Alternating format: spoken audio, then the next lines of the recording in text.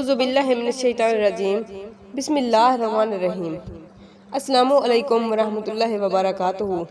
میرے پیارے بھائیوں اور بہنوں، کیسے ہیں؟ امید کرتی ہوں اللہ پاک کے فضل و کرم سے ٹھیک اور خیر سے ہوں گے۔ جمعہ کے دن یہ ایک تسبیح ضرور پڑھ لینا۔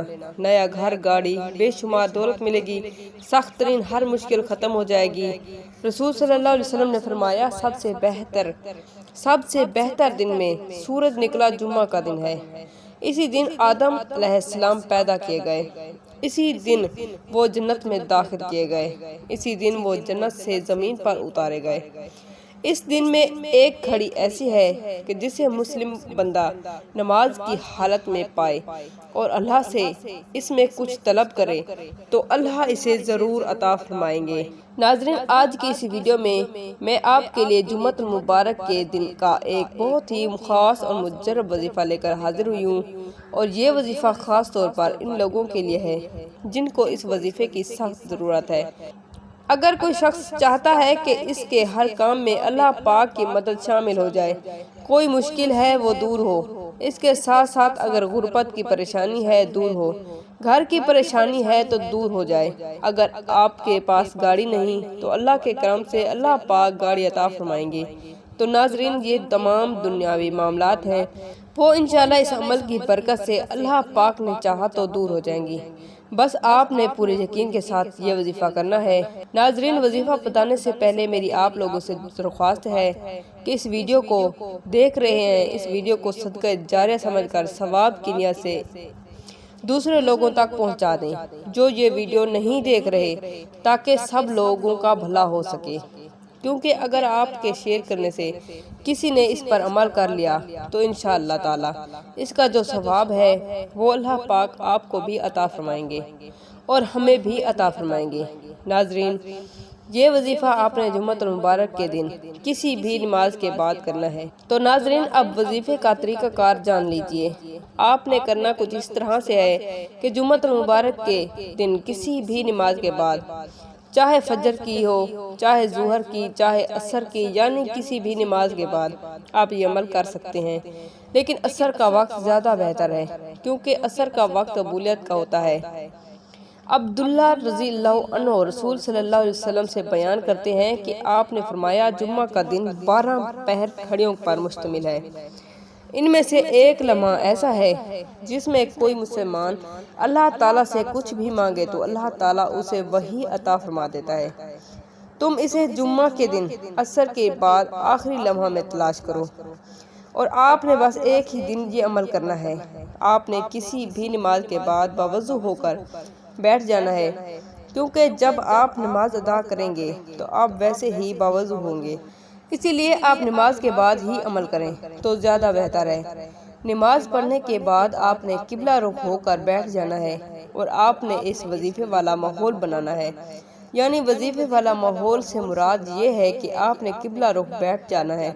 وظیفہ آپ نے جب شروع کرنا ہے تو آپ نے اول آخر 3 بار درود ابراہیمی پڑھ لینا ہے، اور درود ابراہیمی وہ جو ہم نماز میں پڑھتے ہیں، آپ نے وہی والا پڑھنا ہے۔ اس درود پاک کی برکت سے انشاءاللہ تعالی ہمارے تمام مسائل حل ہو جائیں گے، اور اس درود پاک کی برکت سے ہی انشاءاللہ تعالی ہمارا دنیا اور آخرت دونوں میں فائدہ ہوگا۔ ناظرین، درود پاک پڑھنے کے بعد آپ نے 100 مرتبہ تیسرا کلمہ پڑھ لینا ہے، سبحان اللہ والحمدللہ ولا الہ الا اللہ واللہ اکبر ولا حول ولا قوت الا باللہ العلی العظیم۔ ناظرین، یہ تیسرا کلمہ یہ جو ابھی میں نے پڑھا ہے، اسے آپ نے 100 مرتبہ پڑھ لینا ہے۔ آپ نے ترجمہ نہیں پڑھنا، اور پھر اس کے بعد آپ نے 21 مرتبہ آیت الکرسی پڑھنی ہے، اور اگر آپ کو آیت الکرسی نہیں آتی تو آپ سے گزارش ہے کہ آپ آیت الکرسی کو کہیں سے دیکھ کر بھی پڑھ سکتے ہیں۔ اگر آپ کو زبانی نہیں یاد تو آپ نیٹ سے سرچ کر کے موبائل سامنے رکھ کر بھی پڑھ سکتے ہیں، جس طرح آپ کو آسان لگے۔ تو 21 مرتبہ جب آپ آیت الکرسی پڑھ لیں تو اس کے بعد آپ نے پھر سے 3 مرتبہ درود پاک پڑھ لینا ہے۔ جیسا کہ آپ نے شروع میں پڑھا تھا۔ تو بس آپ نے اتنا سا عمل کرنا ہے اور انشاءاللہ تعالی اس کے بعد آپ نے دعا مانگنی ہے۔ اللہ پاک کے حضور گڑ گڑا کر عاجزی کے ساتھ دعا کرنی ہے۔ عاجزی اللہ کو بہت پسند ہے اور اللہ تعالی مایوسی کو پسند نہیں کرتے، تو اسی لیے آپ نے عاجزی کے ساتھ دعا مانگنی ہے۔ بے شک ہم بہت گناہگار ہیں، لیکن آپ نے مایوس نہیں ہونا، کیونکہ اللہ پاک کو مایوسی پسند نہیں۔ اپنے گناہوں کو دیکھ کر آپ نے مایوس نہیں ہونا، آپ نے اللہ پاک کے حضور اللہ کی رحمت طلب کرنی ہے، اللہ سے برکت اور رحمت مانگنی ہے۔ تو انشاءاللہ اس عمل کے کرنے کے بعد آپ جو بھی دعا مانگیں گے، کسی بھی مقصد کے لیے آپ دعا مانگیں گے تو وہ انشاءاللہ ضرور قبول ہوگی، کیونکہ اللہ پاک کے حضور کوئی بھی واپس خالی ہاتھ نہیں لوٹتا۔ اللہ پاک سارے جہاں کا مالک و خالق ہے، آسمان اور زمین میں اس کی حکومت قائم ہے، اس کی مرضی کے بنا ایک معمولی سا پتا بھی حرکت نہیں کرتا۔ اللہ وہی ہے جو مصیبت میں فریاد کرنے والے کی فریاد کو سنتا ہے، کہ کون ہے جو پریشان حال کی پکار کو سنتا ہے اور پریشانیوں کو دور کرتا ہے۔ بلا شبہ وہ اللہ کی ذات ہے۔ بارگاہ الہی میں کوئی دعا رد نہیں کی جاتی۔ اگر آداب دعا کی رعایت کر کے دربار خداوندی میں فریاد لگائی جائے، اللہ نے خود فرما دیا، میں دعا کرنے والوں کی دعا قبول کرتا ہوں۔ جب مجھے کوئی پکارتا ہے، دعا ہماری عبادت کا مغز ہوتا ہے، تو آپ نے جب دعا مانگنی ہے تو آپ نے اس یقین کے ساتھ مانگنی ہے کہ میری جو دعا ہے وہ اللہ تعالیٰ سن رہے ہیں اور اللہ تعالیٰ نے قبول فرمانی ہے، وہ لازمی قبول فرمانی ہے۔